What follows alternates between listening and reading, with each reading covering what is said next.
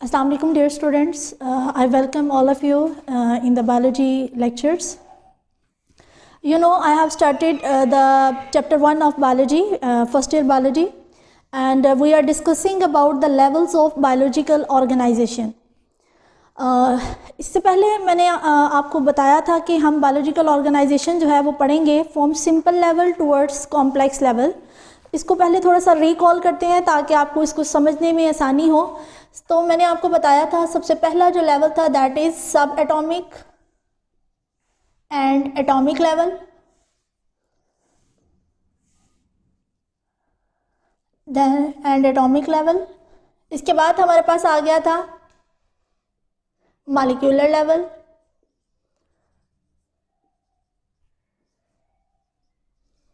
फिर उसके बाद हमने कहा था इसमें आ गया था ऑर्गेनल लेवल. ऑर्गेनल लेवल के बाद हमने कहा इसमें आ गया था सेल लेवल. सेल के बाद हमने कहा कि नेक्स्ट लेवल जो था दैट इज टिश्यू लेवल. ठीक है, तो आज जो हम पढ़ने जा रहे हैं that is about tissue level. तो हम कहते हैं इन multi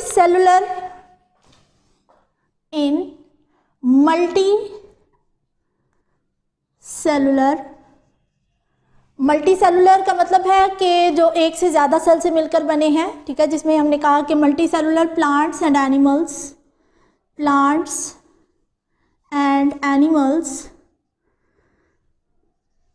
the cells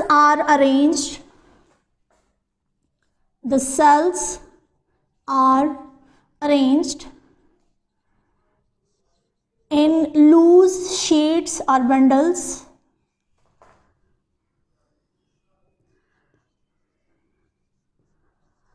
and they perform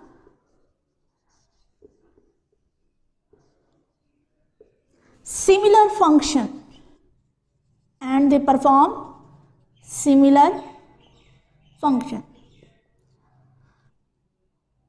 are called tissues. ठीक है, इसमें पहले हमने कहा कि सबसे पहले हमने कहा कि सब एटॉमिक पार्टिकल्स होते हैं जिसमें हमने कहा इलेक्ट्रॉन, प्रोटॉन, न्यूट्रॉन होते हैं. और फिर उसमें एटम हमने कहा, उसके बाद उसमें एटम आता है, यानी कि इलेक्ट्रॉन, प्रोटॉन, न्यूट्रॉन मिल करके यहाँ पर एटम बनाएंगे. फिर उसके बाद जो नेक्स्ट लेवल आएगा वो मॉलिक्यूल होगा. फिर इसमें हमने कहा कि मॉलिक्यूलर लेवल में भी माइक्रो मॉलिक्यूल्स होते हैं और मैक्रो मॉलिक्यूल्स होते हैं. ठीक है, फिर माइक्रो और मैक्रो मॉलिक्यूल्स असेंबल होंगे, एक ख़ास तरह की उनकी अरेंजमेंट होगी और हमारे पास जो लेवल आ जाएगा दैट इज़ ऑर्गेनल लेवल. फिर हमने कहा ऑर्गेनल लेवल के बाद जो नेक्स्ट लेवल आता है वो सेल होता है. सेल को हम यूनिट ऑफ लाइफ भी कहते हैं.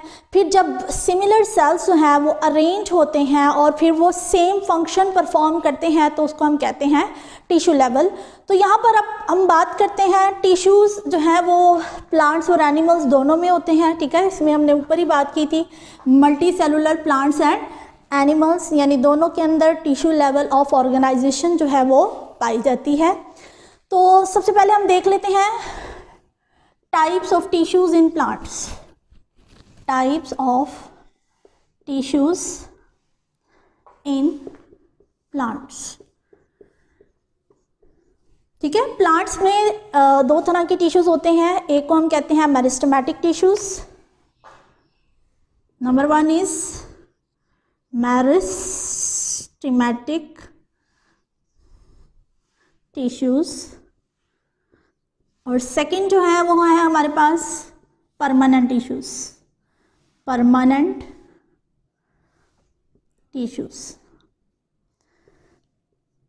अब जो मेरिस्टेमेटिक टिश्यूज़ हैं इनको हम कहते हैं दीज आर अनडिफरेंशिएटेड टिश्यूज़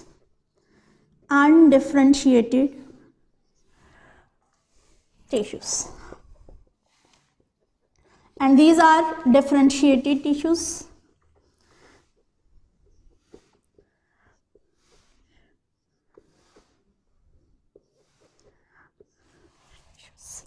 अब क्या मतलब है अनडिफरेंशिएटेड और डिफरेंशिएटेड टिश्यूज़ का?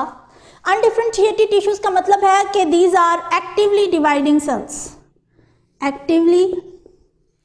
Dividing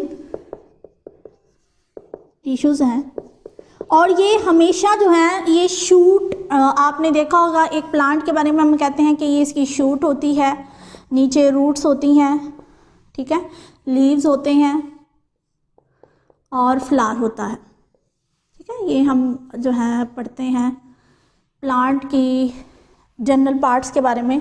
this one is roots. और आपको पता है कि शूट्स जो है वो कंटिन्यूसली ग्रो करती है, जिसकी वजह से प्लांट्स की हाइट जो है वो इंक्रीज होती है।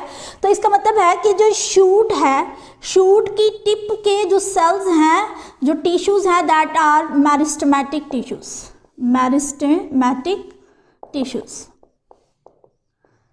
ठीक है। यानी कि ये बहुत ज़्यादा डिवाइड करते हैं और ये ऐसी पार्ट्स पर होते हैं जिनका काम होता है एक्टिवली डिवाइड करना, ठीक है। और इसी की वजह से, और ये सेल्स शूट की टिप पर, रूट की टिप्स पर भी होते हैं, ठीक है। यानी रूट्स ने अगर डिवाइड करना है तो यहाँ पर भी मेरिस्टेमेटिक टिश्यूज ही होंगे जो कि एक्टिवली डिवाइड करेंगे और इस तरह से रूट्स की लेंथ भी जो है वो इंक्रीज होगी, ठीक है। तो ये हमने पढ़ लिया मेरिस्टेमेटिक टिश्यूज़ के बारे में। उसके बाद परमानेंट टिश्यूज़ डिफरेंशिएटेड टिश्यूज़ हैं, यानी इनको इनका काम जो है वो असाइन कर दिया गया है, यानी इनमें डिवीजन ऑफ लेबर हो चुकी है। There is division of labour. Division of labour, हर एक को उसका काम जो है वो हमने असाइन कर दिया हुआ है कि इस सेल का ये काम है, इस टिश्यू का जो है वो ये काम है, ठीक है। तो इस तरह से जो है हम कहते हैं कि हमारे पास जो परमानेंट टिश्यूज़ हैं उनका काम असाइन कर दिया गया है। वो इतना एक्टिवली डिवाइड नहीं करते, लेकिन हमारे जो मेरिस्टेमेटिक टिश्यूज़ हैं वो एक्टिवली डिवाइड करते हैं। तो ये जो परमानेंट टिश्यूज़ हैं इनकी भी आगे से 4 टाइप्स हैं, तो हम देख लेते हैं कि वो कौन सी 4 टाइप्स हैं। परमानेंट टिश्यूज इन प्लांट्स, इनको हम आगे कैटेगराइज करने लगे हैं। Permanent tissues, permanent tissues. Number 1, इसमें हम कहते हैं कि हमारे पास होते हैं एपिडर्मल टिश्यूज, एपिडर्मल टिश्यूज।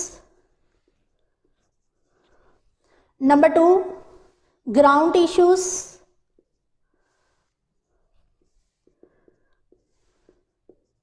जिन्हें हम पेरेन्काइमा सेल्स भी कहते हैं कि वो पेरेन्काइमा सेल्स से मिलकर बने होते हैं। उसके बाद हमारे नंबर 3 पर हमारे पास आ जाता है सपोर्टिंग टिश्यूज,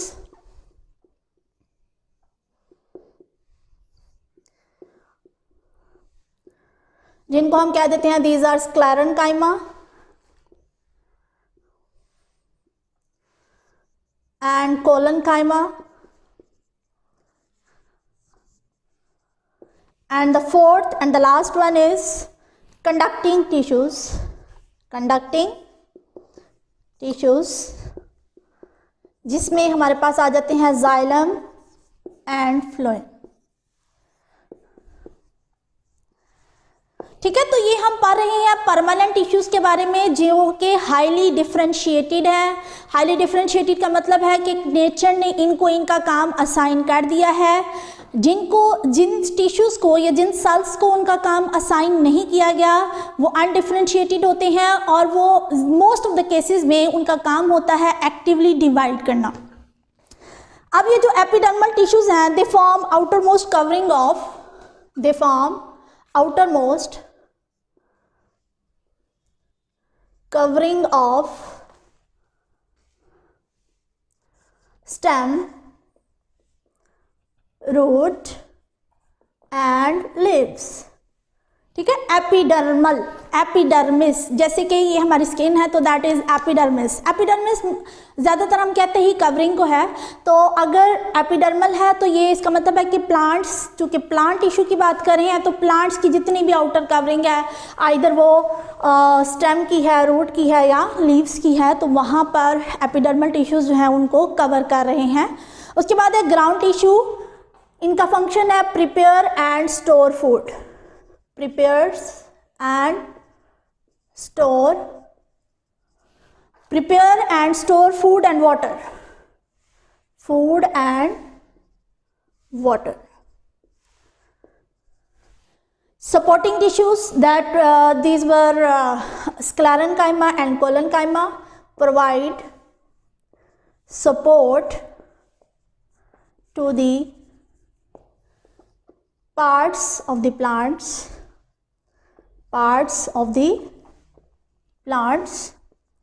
देन हमारे पास आ जाते हैं कंडक्टिंग टिश्यूज, जिसमें जाइलम है और फ्लोएम है। जाइलम का काम है कंडक्शन ऑफ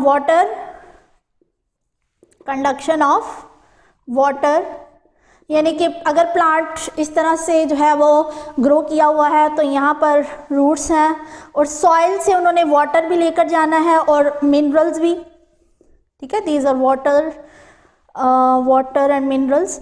तो वाटर को यहाँ पर लीव्स तक लेकर आना किसका काम है? ये जाइलम का काम है। That will be the function of xylem, यानी conduction of water from soil to the aerial part of the plant. Aerial का मतलब है कि ये जो कि एक्सपोज्ड है, एरियल पार्ट है, और ये जो कि रूट्स नीचे ज़मीन में जो है वो दबी हुई हैं, तो इनको हम कहते हैं अंडरग्राउंड पार्ट, ठीक है। तो जाइलम का काम है कि ये जो वाटर है उसको सॉइल से जो है एरियल पार्ट यानी लीव्स तक लेकर जाए, और जो फ्लोइम है, फ्लोइम का काम है कंडक्शन ऑफ फूड, ठीक है, कि फूड जो प्रिपेयर हो रही है उसको जो है वो different parts of the plants तक जो है वो पहुंचाना जो है वो फ्लोइम का काम है। तो इसको देख लें एक दफ़ा दोबारा से। मैंने कहा कि टिश्यू लेवल ऑफ ऑर्गेनाइजेशन जो है वो सेलुलर लेवल के बाद आती है, ठीक है, और इसमें जो है वो सेल्स जो है वो अरेंज होते हैं और वो सिमिलर फंक्शन परफॉर्म करते हैं। फिर हम टाइप ऑफ टिश्यूज़ देख रहे हैं इन प्लांट्स, जिसमें हमने कहा meristematic tissues that were highly undifferentiated tissues and their function is to actively divide and increase the growth of the plant. Then हमारे पास आ जाते हैं परमानेंट टिश्यूज़, जिसमें हम कहते हैं दे वर डिफरेंशिएटेड टिश्यूज़, और फिर आगे से भी इनकी 4 टाइप्स थी, epidermal, ground, supporting and conducting. Epidermal tissues name से ही पता चल रहा है कि ये बाहर वाली कवरिंग बनाएंगे स्टेम की, रूट की एंड लीव्स। उसके बाद ग्राउंड टिश्यूज़, इनको हम पैरेन्काइमा भी कहते हैं, they prepare and store food and water. Supporting tissues, जिनको कोलनकाइमा, स्क्लेरेनकाइमा भी कहते हैं, ये प्लांट्स को सपोर्ट प्रोवाइड करते हैं और उनके डिफरेंट पार्ट्स को भी सपोर्ट प्रोवाइड करते हैं। कंडक्टिंग टिश्यूज़, जिसमें जाइलम और फ्लोइम है। जाइलम का काम है कंडक्शन ऑफ वाटर, रूट से वाटर को ऊपर एरियल पार्ट्स में लेकर जाना जाइलम का काम है।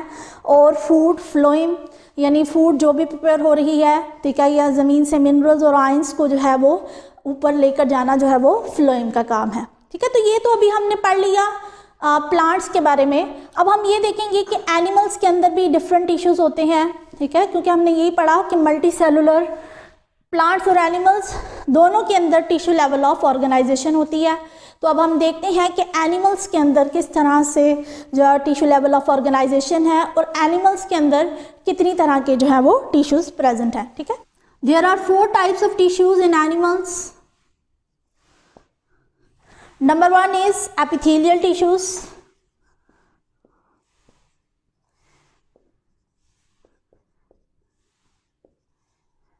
Number 2 is connective tissues. Number 3 is muscular tissues या muscle tissues. Number 4 is nerve tissues. Nerve tissues.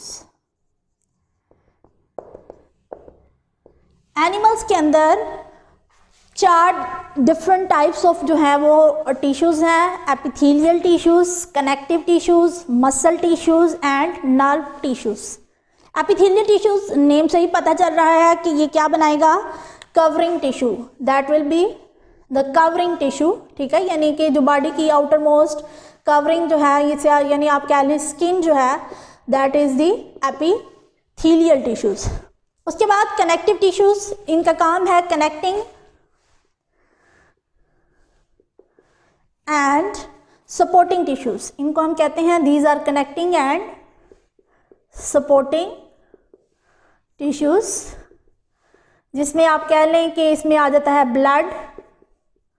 Blood भी एक कनेक्टिव टिश्यू है और बोन भी जो है वो एक कनेक्टिव टिश्यू है।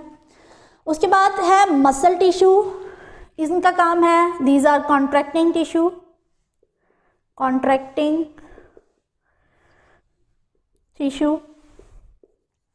और उसके बाद है नर्व टिश्यू, तो इनका काम है carry nerve impulse, carry nerve impulse. ठीक है, इनका काम है कि मैसेज जो है वो different parts of the body से वो ब्रेन की तरफ लेकर जाएं और फिर ब्रेन से जो है वो मैसेज जो है वो दोबारा जो है वो बॉडी पार्ट्स की तरफ लेकर आएँ। इंशाल्लाह ये हम जो है सेकेंड ईयर में पढ़ेंगे किस तरह से ये काम करते हैं। रिसेप्टर्स होते हैं, इफेक्टर्स होते हैं, इंटरन्यूरॉन्स। ठीक है, तो इस तरह से हम कहते हैं कि ये 4 डिफरेंट टाइप्स ऑफ टिश्यूज़ जो हैं ये एनिमल्स में पाई जाती हैं। ठीक है, तो यहाँ तक आज हमने टिश्यू लेवल ऑफ ऑर्गेनाइजेशन जो है वो कंप्लीट कर लिया है। इंशाल्लाह नेक्स्ट लेवल जो है वो organ and organ system level और इंडिविजुअल लेवल जो है वो हम नेक्स्ट लेक्चर में डिस्कस करेंगे। आज के लिए इतना ही। Thank you.